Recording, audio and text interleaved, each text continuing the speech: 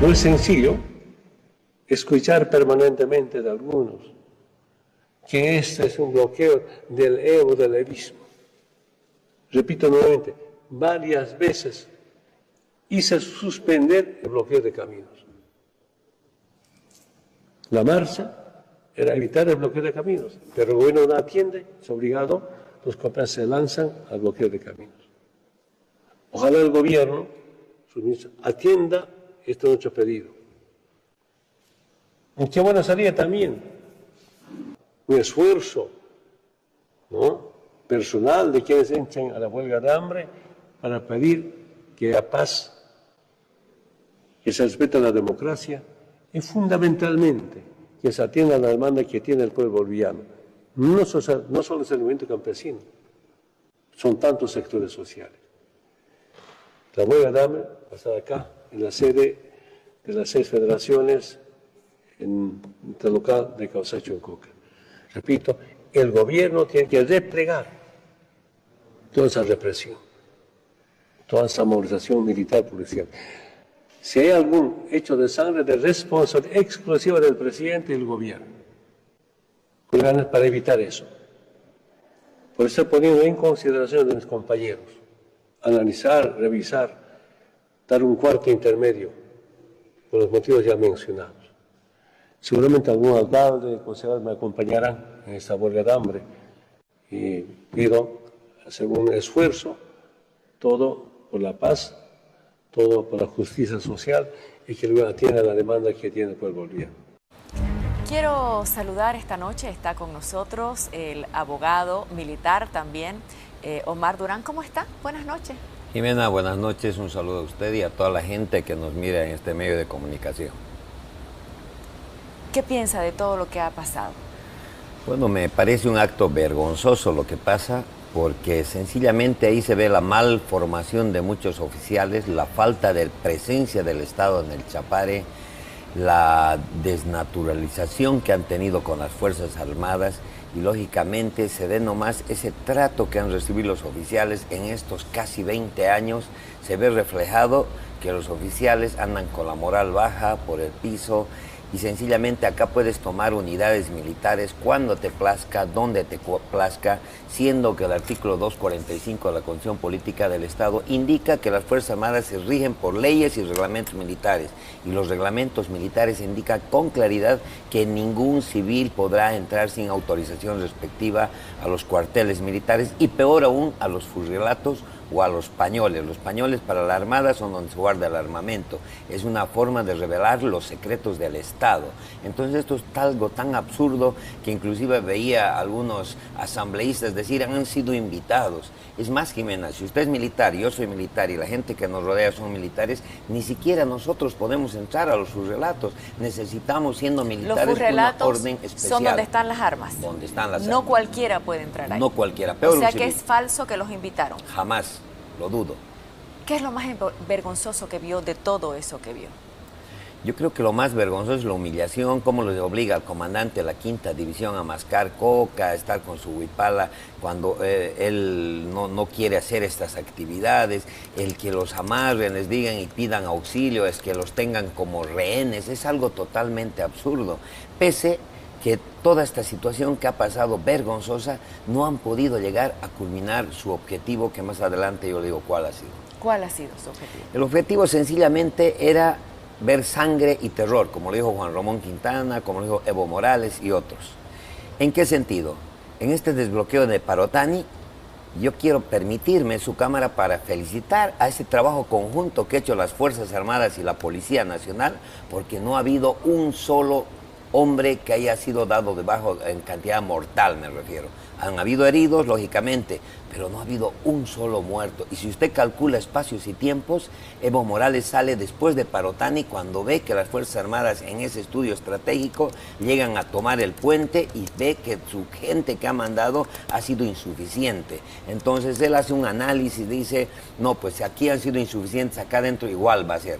Entonces por eso también agarra su cuarto intermedio, que además debe ser muy estratégico para de alguna manera hacer una pausa estratégica estratégica que se llama en términos militares. Si tenemos que analizar, como usted estaba diciendo, quiere felicitar el trabajo, vamos a ir viendo, por favor, imágenes de cómo ha sido el desbloqueo, cómo entraron los policías, cómo entraron los militares.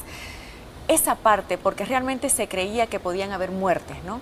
Así es, mire esa parte. Ese es un factor importante que ellos toman porque eso, usan muchísimo el factor distractivo y la sorpresa, porque ellos han pensado que estaban retrocediendo en un momento determinado, pero hacen una maniobra de frente y una maniobra envolvente, de tal manera que combinan además fuerzas con la Policía Nacional, y me gustó muchísimo ver a mis Fuerzas Armadas hoy día de la mano trabajando con la policía, pese que no han hecho el ejercicio, porque esto debería ejercitarse constantemente, pero no ha habido el ejercicio, pero les ha salido con éxito. Y esto ha sido una derrota para Evo Morales porque no hubo un solo elemento que haya sido dado de baja de uno o de otro sector. Derrota para Evo Morales. Así es una derrota. derrota. ¿Por qué exactamente la derrota? Porque ellos querían ver sangre, querían que haya un muerto, porque al haber un muerto es una proporcional dominó, porque la gente se empieza a emocionar, disparos, porque la gran mayoría de los que han actuado con equipo antimotín, no han actuado con munición letal. Pese a las limitaciones que tienen las Fuerzas Armadas, con esas limitaciones el día de hoy han tenido éxito en un operativo que de todas maneras el presidente Arce debería potenciar a las Fuerzas Armadas. No me refiero con aviones de guerra, con última tecnología, solamente potenciar de acuerdo a las circunstancias del país, a la estructura que tenemos en el Estado, problemático además, para que nuestras Fuerzas Armadas tengan equipos antimotines que no los tienen. Vamos a ver, por favor, le voy a pedir a nuestro jefe de producción que nos ponga las imágenes, las notas del desbloqueo. Queremos ver desbloqueo para que la gente que no lo ha visto hasta ahora pueda apreciar cómo ha sido esto limpio, como nos dice nuestro invitado, Omar Durán. Ese ya es el paso de los vehículos. Vamos, por favor, al momento en que ingresan los militares y los policías. Los policías estaban primero, los militares después. Y cómo iban ingresando con la maquinaria pesada.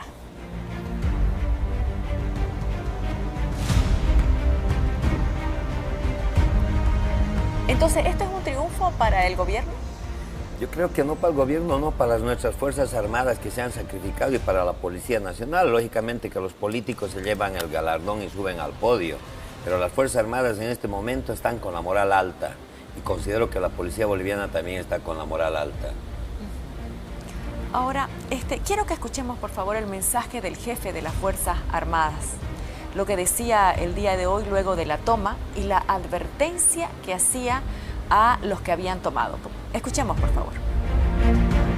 Y ante los graves hechos ocurridos en el trópico de Cochabamba, donde grupos irregulares han tomado por la fuerza instalaciones militares, secuestrando personal militar y civil, las Fuerzas Armadas de Bolivia hacen un llamado a la calma y a la unidad nacional. Recordamos que estos actos constituyen una traición a la patria y un atentado contra la seguridad y soberanía del Estado. A quienes han perpetrado estos actos les instamos a deponer sus acciones y a abandonar las instalaciones militares de manera pacífica. Les pido a todos que respeten a nuestros hombres y mujeres uniformados y sus familias. Asimismo, quiero enfatizar que el armamento que resguardamos en nuestras instalaciones militares está destinado exclusivamente a la defensa de nuestra soberanía y a la protección de nuestro territorio nacional. A los hermanos bolivianos, no me toquen a mis soldados ni a sus instructores. No me toquen a mis soldados y a sus instructores. Me parece una actitud muy buena del comandante. Tal vez le ha faltado decir lo que Eduardo Baroa más dijo, para demostrar que las Fuerzas Armadas tienen un buen comandante. Le tengo mucha fe a este comandante en jefe de las Fuerzas. Hace años que no veía un comandante de la Fuerza Aérea como comandante de las Fuerzas Armadas. y veo que este hombre es un ciudadano de bien y aparte tenía y tiene varios planes en caso de que haya alguna toma. Ya se preveía la recuperación de estas unidades militares, porque así lo quieran decir la gente que ha estado, no existen tomas pacíficas dentro de las Fuerzas Armadas. El armamento de las Fuerzas Armadas es un patrimonio del Estado, es la reserva moral de la patria y ningún individuo puede agarrar y quererse meter a los cuarteles y sacarse el armamento. Por eso la Constitución Política del Estado en el artículo 124 lo califica como traición a la patria y es penado además con la pena máxima. Entonces, estas personas, por ejemplo, estas que están ahí ahorita en pantalla, pongamos un poquito del audio ambiente, por favor.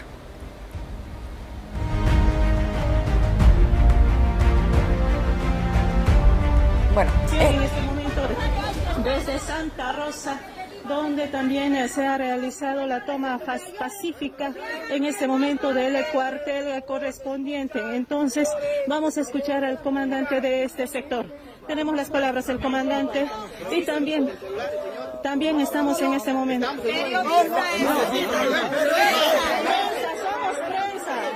prensa, señor.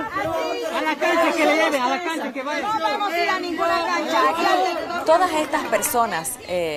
Todas estas personas que han tomado, ¿ellos están traicionando a la patria entonces? Están cometiendo delitos, no solamente de allanamiento, ya hay tentativa, han querido y además han revelado secretos del Estado que son penados con una pena de 6 años. O sea, hay un concurso real de delitos que han hecho.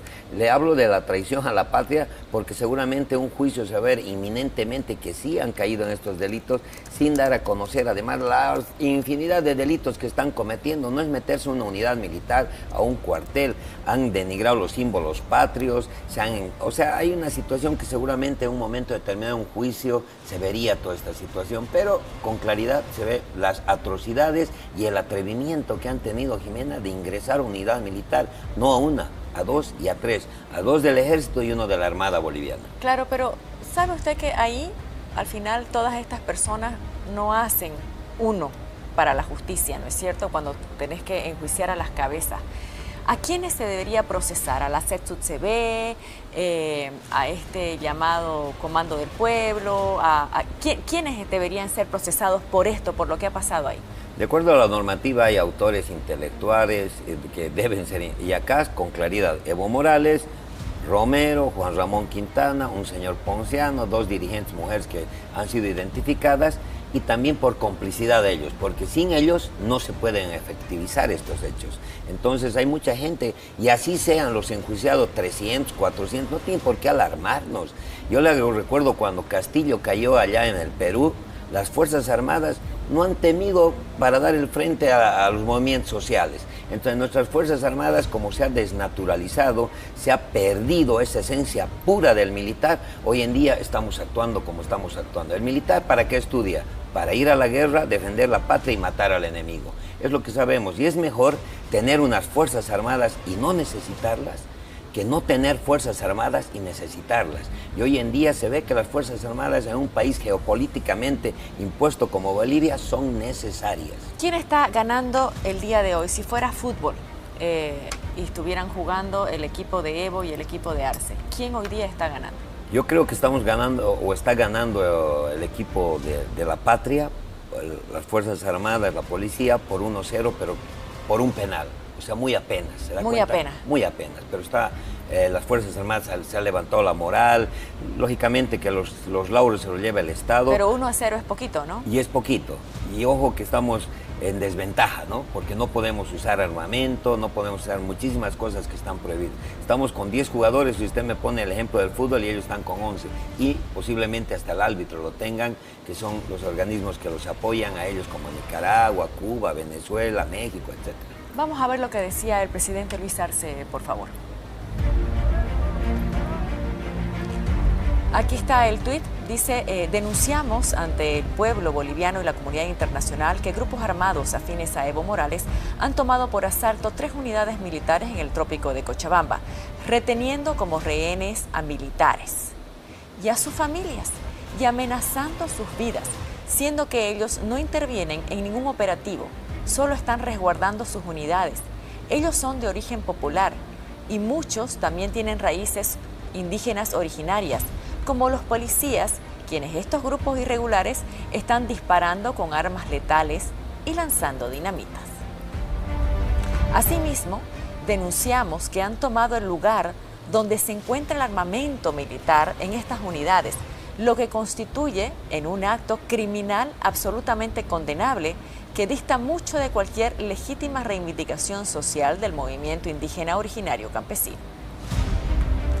La toma de una instalación militar por grupos irregulares en cualquier lugar del mundo es un delito de traición a la patria, una afrenta a la Constitución Política del Estado, a las Fuerzas Armadas y al propio pueblo boliviano, que rechaza de manera contundente los bloqueos criminales de Evo Morales, así como estas acciones delincuenciales. Tal como venimos denunciando nacional e internacionalmente, estas acciones estrangulan económicamente al pueblo boliviano, a trabajadoras y trabajadores, a naciones indígenas, originarias campesinas, a productores pequeños, medianos y grandes del campo y la ciudad, buscando la ruptura del orden público legalmente constituido y de nuestra democracia, con el único objetivo de acortar nuestro mandato, imponer una candidatura inconstitucional y lograr impunidad en procesos judiciales. Bueno, ahora Evo Morales ya se ha declarado en huelga de hambre. Vamos a ver la imagen, por favor, de Evo Morales en huelga. Está en huelga, lo acompaña Leonardo Loza. Esta es la huelga de hambre, mire, vamos a ver. Aún no se ha sumado Evo Morales, pero ya ha empezado una huelga de hambre de algunos dirigentes, entre ellos Leonardo Loza. Vamos a estar atentos a cuando se sume Evo Morales. Escuchamos lo que dice. Durante estos días, particularmente hoy en día en Parotán, por tierra y por aire, militares y policías. Increíble la represión que ha generado durante el día, y a mí me hace acordar, ¿no? Mira, nuestros compañeros han detenido más de 50 compañeros. El caso ocurrió en Cochabamba. Si de algo tendría que haberse juzgado, debería haberse juzgado en Cochabamba. Pero lamentablemente, cobardemente, el gobierno lleva hasta en este momento está haciendo llegar a la ciudad de La Paz para encarcelarlo. ¿Con qué cargos? Terrorismo y otros. Entonces el señor Lucho Arce aprendió muy bien del libreto, el guión de los neoliberales, y inclusive nosotros sospechamos en este momento el señor Lucho Arce. ¿Por qué deberían ser juzgados estas personas que han sido llevadas a La Paz?